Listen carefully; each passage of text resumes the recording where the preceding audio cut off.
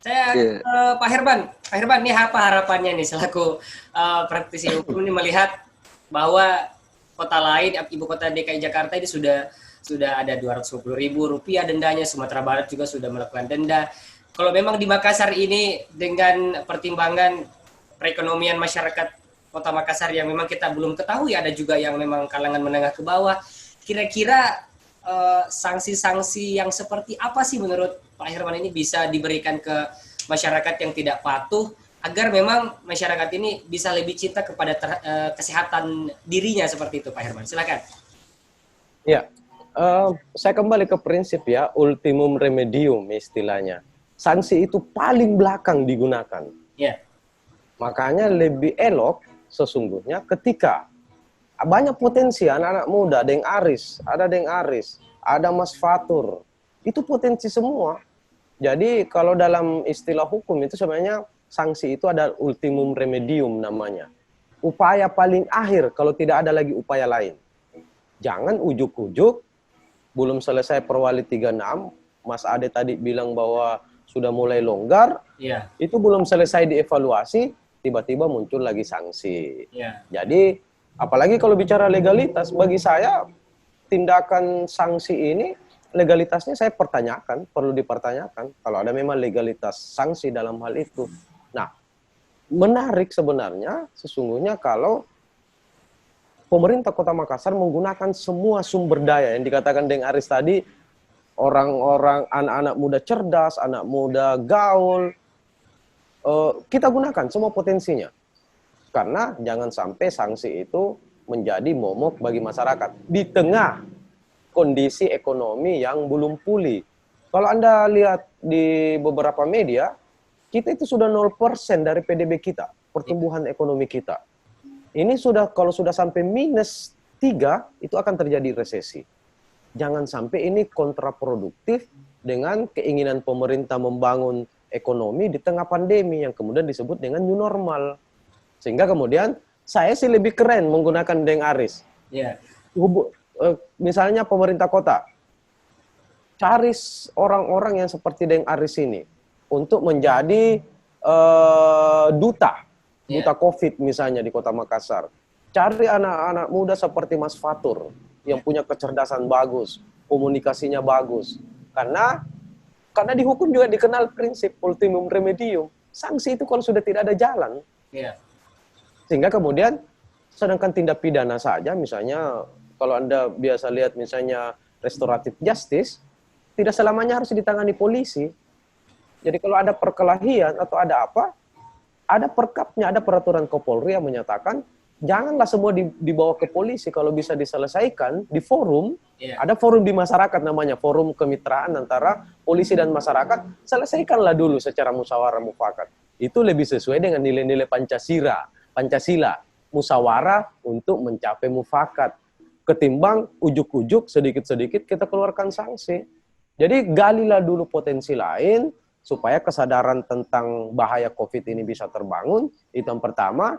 Lalu kemudian kalaupun menggunakan hukum, maka pakailah prinsip bahwa hukum sanksi itu digunakan sebagai upaya yang paling tidak ada jalan lagi, Pak, upaya terakhir. Sehingga saya kira lebih murah biayanya, apalagi APBD kita itu terus tergerus dengan penerapan PSBB kemarin, penerapan Perwali 31, penerapan Perwali 36, karena itu akan tergerus semua. Kenapa? Karena kita secara mandiri, kalau bahasanya Pak Ali tadi, kita secara otonomi menangani sendiri. Padahal penanganan COVID itu menurut undang-undang itu adalah kewenangan pusat yang diberikan kepada daerah atau pemerintah daerah untuk menanganinya. Kalau saya sih saran Mas Ade, kalau bisa gunakan segala potensi di luar hukum. Komunikasikan secara psikologis dengan gaya Deng Aris yang selebgramnya yang mungkin bisa lebih menarik, anak-anak muda, itu perlu digunakan kalau saya. Ketimbang box gitu ya, keluar dari zona yang biasa seperti itu. Itu sih biasa sih kalau saya, karena di berbagai pemerintahan di beberapa daerah atau di beberapa negara itu menggunakan itu. Karena bagi mereka berpikir bahwa sanksi atau apalagi sanksi pidana itu seharusnya penggunaannya adalah ultimum remedium, upaya yang paling terakhir kalau sudah tidak ada lagi jalan. Karena jangan-jangan kontraproduktif dengan membangun ekonomi masyarakat yang lagi ambruk sekarang, yang lagi down sekarang. Saya kira itu kalau saya lebih tertarik dengan masukan dari Mas Aris, Deng Aris dengan Mas Fatur tadi. Oh ini butuh potensi lain di luar hukum maksud saya. Saya kira begitu Mas Ade. Iya. Baik, terima kasih Pak Herman. Terakhir Pak Ismail. Ya.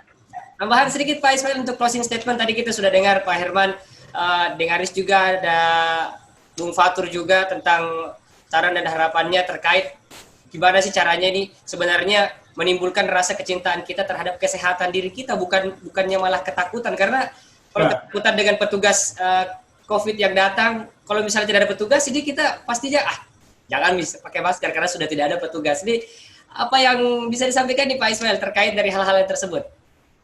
Ya, kalau saya, ayo kita sama-sama memutus mata rantai COVID-19 ini. Dan selalu saya sampaikan bahwa ayo kita patuh, ya, kepatuhan di dalam ada kebersamaan, dan tentu yang paling penting di situ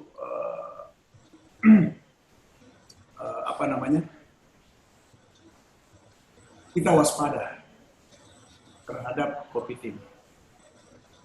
Karena kalaupun nanti pemerintah akan mengeluarkan kebijakan yang terkait dengan ini, tentu ada hal yang menjadi pertimbangan. Karena kan bukan hanya Makassar yang memulai, sudah ada Jakarta. Mungkin daerah lain juga akan mempertimbangkan. Dan selalu saya katakan, kebijakan pemerintah itu selalu untuk kepentingan umum. Bukan untuk menyusahkan masyarakat. Tapi memang kebijakan itu tidak selamanya diterima utuh. Tentu ada yang merasa ditinggalkan atau dirugikan. Tapi niat pemerintah, setiap kebijakan itu, apalagi kalau aturan-aturan yang, karena ini kan COVID ini hal yang ya orang bilang penanganan yang segera, tidak bisa ditunda. Dan tidak bisa kita katakan, jangan dulu pakai masker, jangan pakai dulu jaga jarak. Dalam rumah pun, ya kita bayangkan dalam rumah saja, kita selalu diharapkan saling mewaspadai. Kalau dulu kan hanya di luar rumah ya. Saat ini katanya penularan COVID ini berdasarkan rilis yang baru-baru ini katanya bukan lagi lewat semprotan air liur seorang, tapi bisa lewat udara. Jadi kalau saya, para partisipan yang hadir sini ada Deng Aris, Pak Atur, dan Pak Herman, ya kita tunggu saja kebijakan pemerintah, dan tentu tujuannya ini tidak lain dan tak bukan pasti untuk kepentingan masyarakat. Tidak ada kebijakan pemerintah yang mau menyusahkan masyarakat. Pasti semua untuk kepentingan, apakah itu berupa denda, berupa sanksi. Ya. Kalau sanksi kan jalan nih. Sudah terlaksana, kita bisa lihat. Ya. Toko yang tidak patuh dengan protokol kesehatan yang ditutup, cabut izinnya kalau perlu. Itu ketegasan Pak PJ Wali Kota di dalam rapat-rapat akhir-akhir ini. Karena bukan lagi zamannya, bukan lagi kita dalam suasana sosialisasi, bukan lagi walaupun edukasi tetap jalan ya, sosialisasi tetap jalan ya bagi orang-orang yang mungkin belum tahu betul apa keganasannya di COVID kalau kita terjangkit, terpapar, dan ya kalau kita sendiri yang mungkin bisa dihindari. Ini kalau berpindah ke orang lain, apalagi kalau dalam rumah ada beberapa keluarga, ini susah sekali dideteksi. Jadi saya sampaikan bahwa ya kita sama-sama mematuhi Perwali 36 yang mengatur tentang di dalam ada pembatasan pergerakan antar lintas wilayah. Ada yang bertanya, susahnya ini kalau kita mau kunjungan keluarga kalau tidak penting dulu. Iya. Ada juga yang bilang, saya ini ada keluarga aku mau pesta di kampung. Bagaimana ambil surat keterangan? Yang sebenarnya penting sekali itu ke pesta. Iya. Jangan sampai kita tiba di sana, kita tidak tahu, kita menjadi bagian daripada carrier pembawa virus COVID. Iya. Jadi memang diperlukan kebersamaan, kepatuhan untuk kita bersama-sama memutus mata rantai COVID-19 di Kota Makassar. Itu saya kira. Baik, terima kasih Pak Ismail Haji Ali sudah bergabung bersama kita membahas seputar sanksi atau denda yang bisa diberikan bagi masyarakat yang tidak patuh terhadap protokol kesehatan. Terima kasih Dek Aris, selebgram atau konten kreator juga ini. Terima kasih Pak Tur, Pak Levi, terima kasih. Dan juga Pak Herman, terima kasih atas saran dan masukannya. Inti dari perbincangan kita hari ini bukan seberapa patuh Anda mematuhi aturan pemerintah, tapi seberapa cintakah Anda terhadap kesehatan diri Anda. Baik, saya Dewi Brian pamit undur diri. Assalamualaikum warahmatullahi wabarakatuh.